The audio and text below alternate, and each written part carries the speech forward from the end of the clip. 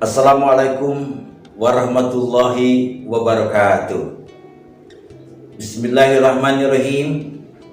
Alhamdulillahirabbil alamin. Wa bihi nasta'inu ala umuri dunya wa din. Wa alihi washabihi ajmain.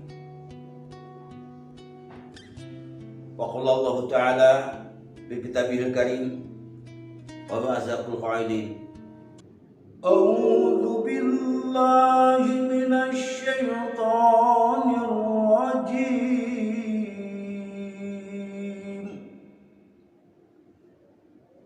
Bismillahirrahmanirrahim.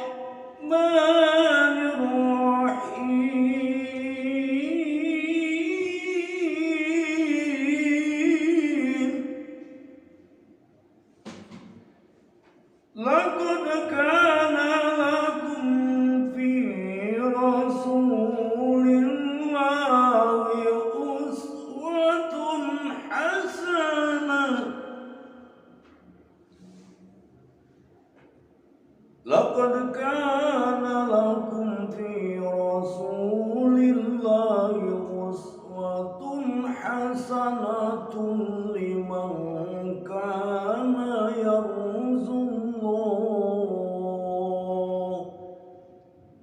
liman kana yarjullaha wal yawmal akhir wa dzakarallaha katsira. Sadaqallahu adzim. Qala ya qala Nabi sallallahu alaihi wasallam, al muslimun man saliman muslimuna min lisanihi wa yadihi.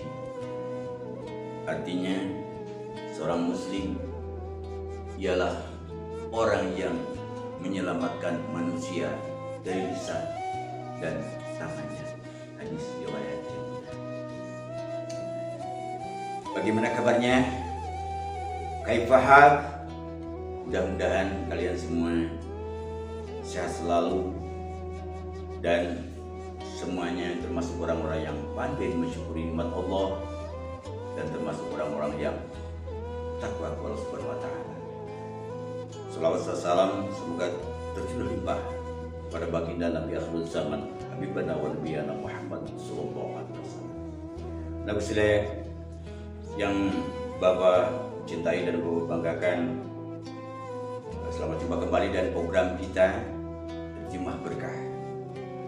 Pada kesempatan lain oleh Ustadz Asep juga Ustazah Tuti sudah dibahas tentang bagaimana akhlak kepada orang tua, akhlak kepada guru. Nah, sekarang kita sama-sama sedikit bahas tentang akhlak sesama muslim. Dalam hal ini ada 4 sifat orang muslim, orang Islam yang haram tersentuh api neraka.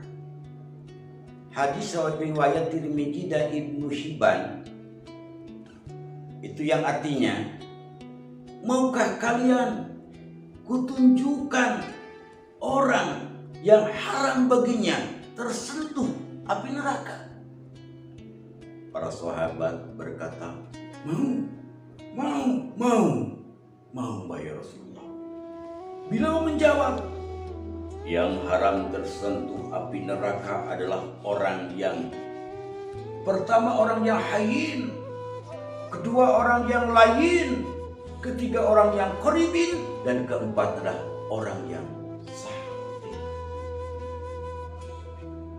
Ketika kita mendeteksi diri sendiri, apakah sifat itu ya Allah sudah ada di dalam diri kita atau belum? Ataukah masih jauh di seberang sana? Mari kita tidak perlu menunjuk orang lain, tunjuklah dada kita sendiri. Subhanallah, sudah ada belum dalam diri kita? Bahkan sifat ini adalah akan menyelamatkan kita dari api neraka. Pertama, sifat hayin. Kita harus tahu bahwa hayin artinya tawadu atau rendah hati. Allah ini tersirat dalam Al-Quran, dalam surat Al-Furqan ayat 63 yang artinya dan hamba-hamba Tuhan yang Maha Penyayang itu ialah orang-orang yang berjalan di muka bumi dengan rendah hati, tidak congkak. Dan apabila orang-orang jahil, orang bodoh menyapa mereka, mereka mengucapkan kata-kata yang mengandung keselamatan. Salamun alaika. Quran surat Al-Furqan ayat 3. Dan kedua, yaitu sifat lain, artinya sifat lemah lembut dalam berbicara dan bertutur kata. Dasarnya dari Abu Syariah. Ia berkata kepada Rasulullah SAW, "Wahai Rasulullah, tunjukkanlah suatu amalan yang dapat memasukkan ke dalam surga." Kalau ditanya kita, "Bro, kamu mau masuk surga?" Pasti jawabnya mau dong. Beliau bersabda, di antara sebab mendapatkan ampunan Allah Subhanahu wa taala adalah menyebarkan salam dan bertutur kata yang baik. Anak sekalian, di zaman milenial ini, di akhir zaman, kadang-kadang orang tua bersedih. Bahkan ibu-ibu masih selalu menangis. Ku menangis, membayangkan apa? Bukan membayangkan sinetron Andin, tapi membayangkan bagaimana akhlak sekarang anak-anaknya. Berkata saja ketemu itu dengan kata-kata yang bahasa binatang itu keluar. Ini kekhawatiran kita. Sedangkan di antara sebab mendapatkan ampunan Allah Subhanahu wa taala adalah menyebarkan salam. Assalamualaikum. Jangan sampai kata-katanya ditukar kam. Apa artinya? Dan bertutur kata yang baik. Ketiga, sifat yang dapat kita mencegah terkena api neraka adalah qaribin, artinya karim, yaitu orang-orang yang mudah untuk diajak berteman. Kadang ada yang sulit sekali berteman. Ketika ketemu dengan orang yang baru kita kenal, kadang kita egonya timbul, merasa diri kita lebih yang baik.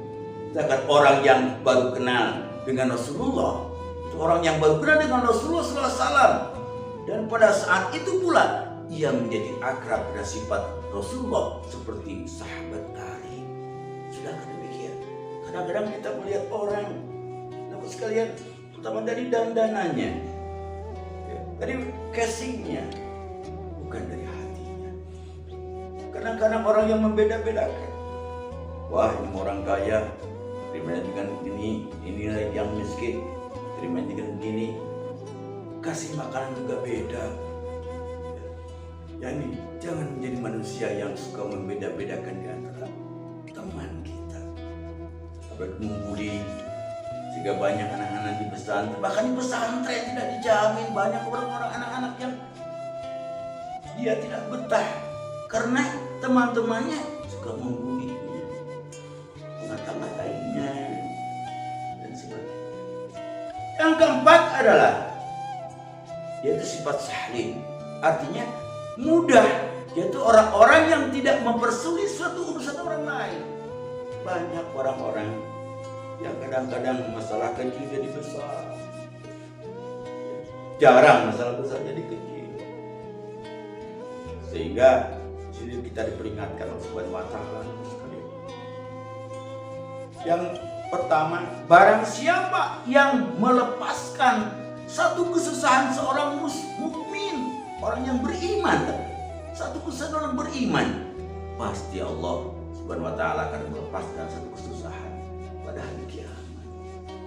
Bukan tertawa di atas penderitaan orang lain.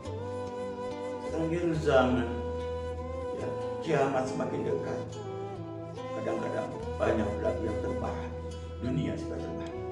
Yang kedua adalah barang siapa yang menjadikan mudah urusan orang lain, pasti Allah Subhanahu wa taala akan memudahkan dunia dan akhirat. Nah ini, kalau kita bisa memudahkan orang lain urusan orang lain, kenapa tidak? Sehingga orang muslim yang bangun tidur dia diawali dengan senyum, bangun tidur, alhamdulillahilladzi ahyana ba'da ma amatana wa ilaihin nusur. Langsung dia tersenyum, bahagia, berkah dan berniat dari pagi itu tidak akan menyakiti sesamanya. Insya Allah itulah orang-orang yang beruntung pada hari itu. Yang ketiga adalah barang siapa yang menutup aib seorang muslim, pasti Allah Subhanahu wa taala akan menutup aibnya di dunia dan akhirat. Ya Allah, karena